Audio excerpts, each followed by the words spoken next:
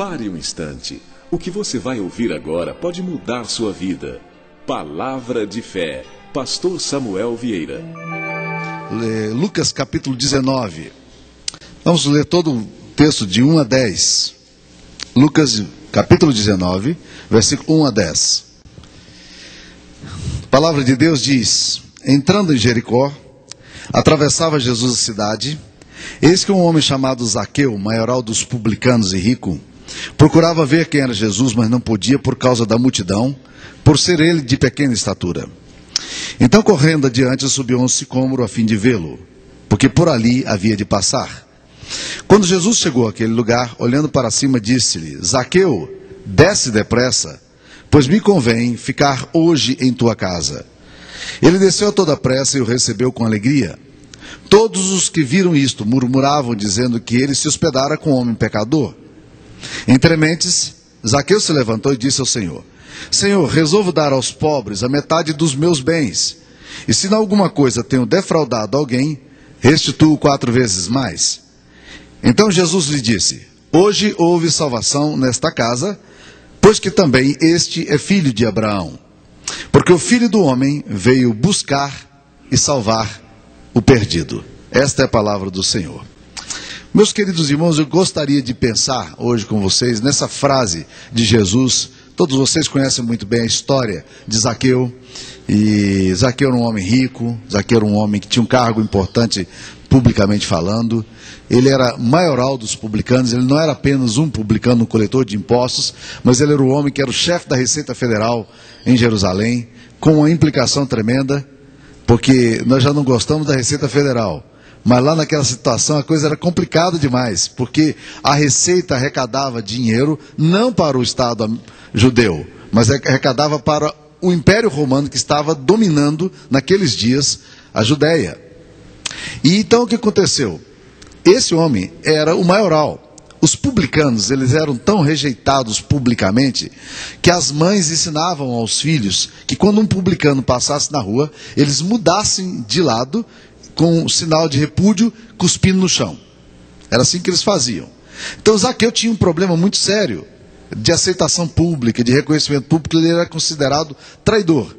E a Bíblia nos diz que ele, sendo de pequena estatura, quando Jesus foi passando por aquele lugar, ele louco para ver Jesus, absolutamente apaixonado pela ideia de contemplar esse homem que Deus estava usando tanto para tantas coisas fantásticas, ele subiu numa árvore chamada sicômoro, que é uma espécie de figo selvagem.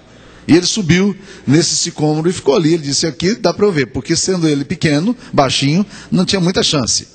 E para surpresa dele, Jesus para ali debaixo daquela árvore, olha para cima e diz: Zaqueu, hoje me convém ficar em tua casa.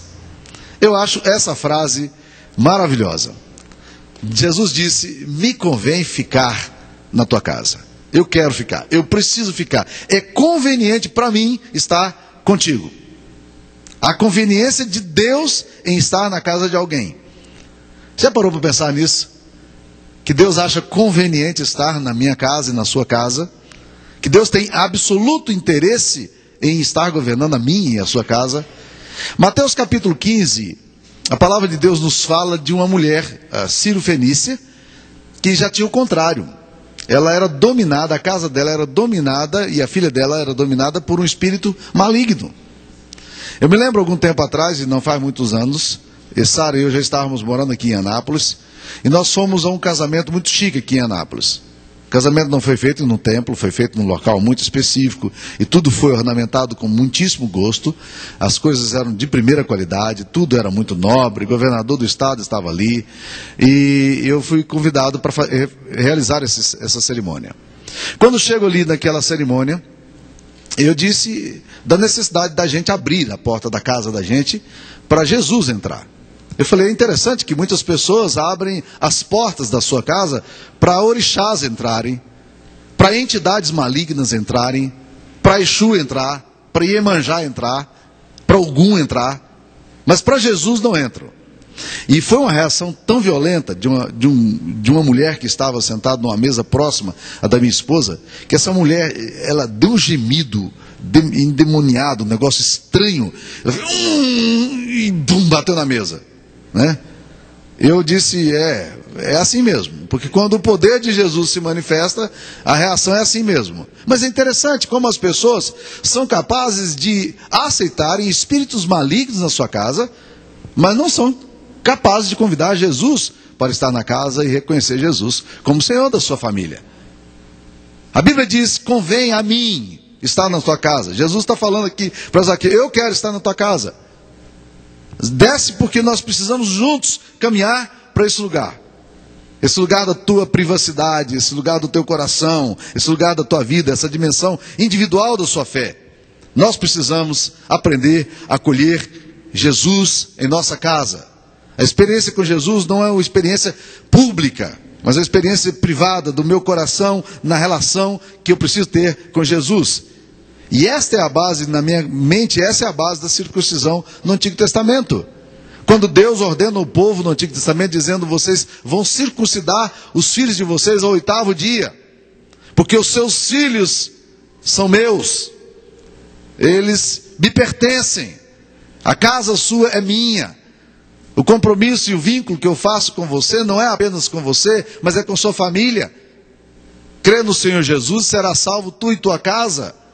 Convém ao Senhor, e eu gosto muito disso, estar em minha casa.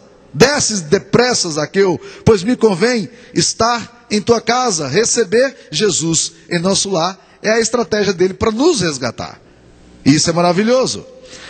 Uma outra coisa que me chama a atenção nesse texto é que Deus precisa entrar em nossa casa porque alguns nichos, alguns altares materialistas precisam ser destruídos. Zaqueu é um homem que trabalha numa posição privilegiada, publicamente falando. Tem um salário privilegiado, mas aquilo não basta para saciar a sede material que ele tem.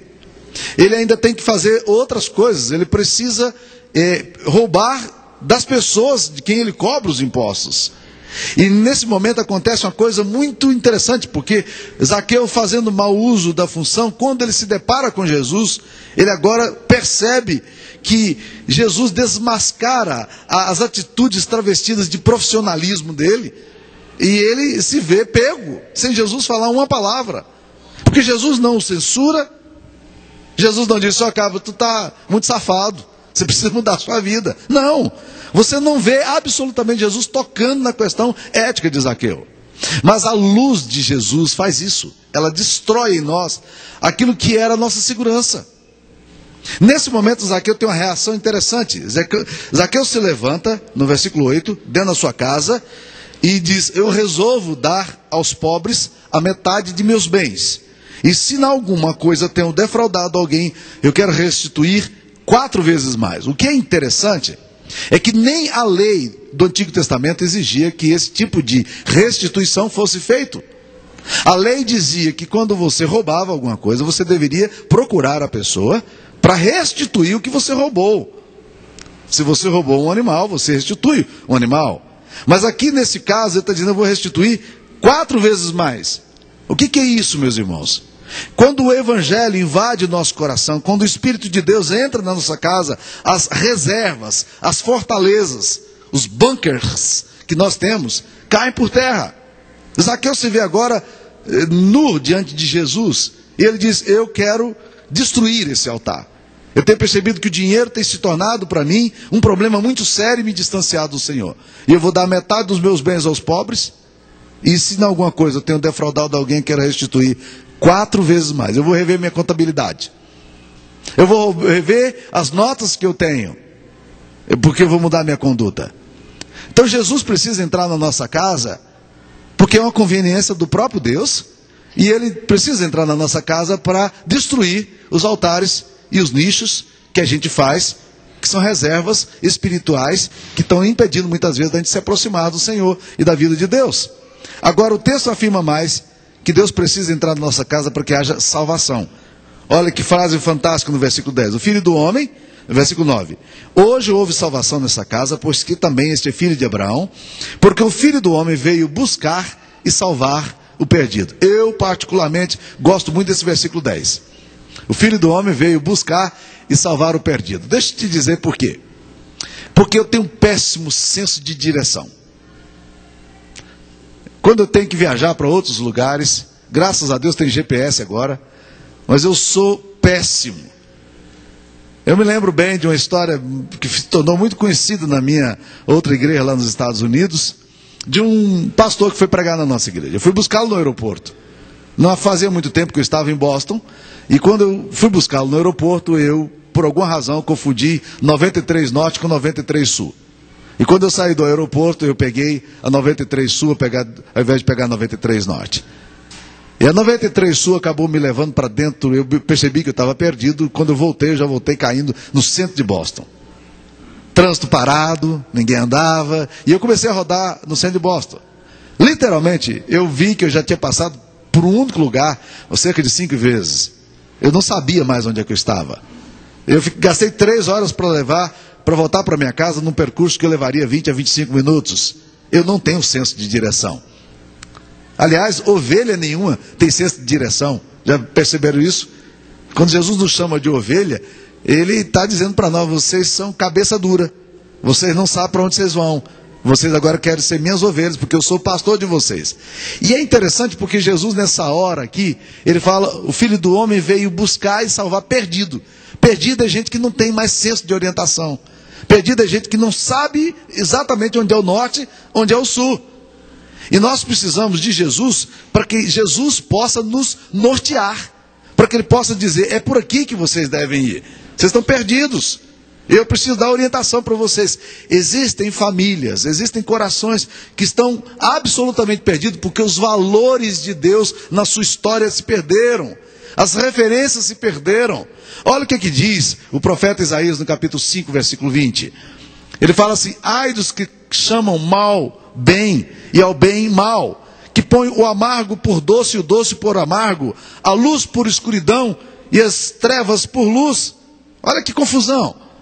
Gente confunde tudo. O bem é confundido com mal, o amargo é confundido com doce, o doce é confundido com amargo, né? A luz por escuridão, a escuridão por luz.